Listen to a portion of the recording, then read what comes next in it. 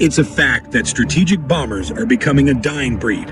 There are very few large and heavy bombers today, with most of the bombing role now being carried out by multi-role ground attack engines and other similar aircraft, such as the F-35 Lightning or Eurofighter Typhoon.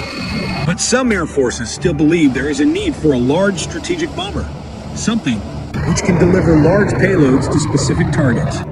Russia still has a fleet of Tu-160 Bears, as well as Tu-22M Backfire and Tu-160. Russia still has a fleet of Tu-160 Bears, as well as Tu-22M Backfire and Tu-160 Blackjacks. But America also has a fleet of strategic bombers. It has a B-2 Spirit stealth bomber, a Boeing B-52 Stratofortress, and perhaps most impressively, a Rockwell B-1B Lancer.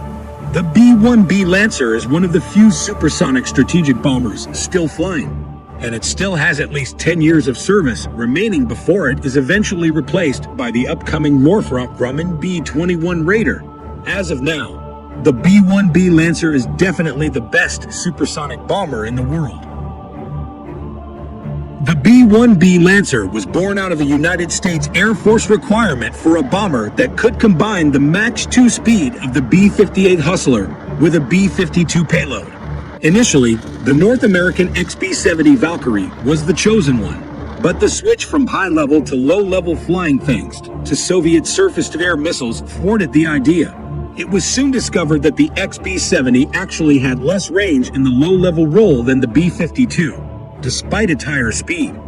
As a result, the B-52 would fly at lower altitudes, although this was not optimal, but proved to be a flexible aircraft in that role. Rockwell was soon tasked with building a new supersonic bomber, even though it could take on this lower-level role after a lengthy series of studies, and what emerged was the B-1A, an aircraft that had a top speed of Mach 2.2 at high altitude and Mach 0.85 at lower altitude. 4 prototypes were built and the testing program was underway. However, rising costs, the new AGM-86, and the start of the stealth bomber program thwarted the B-1A program in 1977. What also didn't help was that the B-1A seemed to be a very fast dinosaur. With the Soviet MiG-31 on its way and looking like a B-1A would be as easy as shooting down a B-52.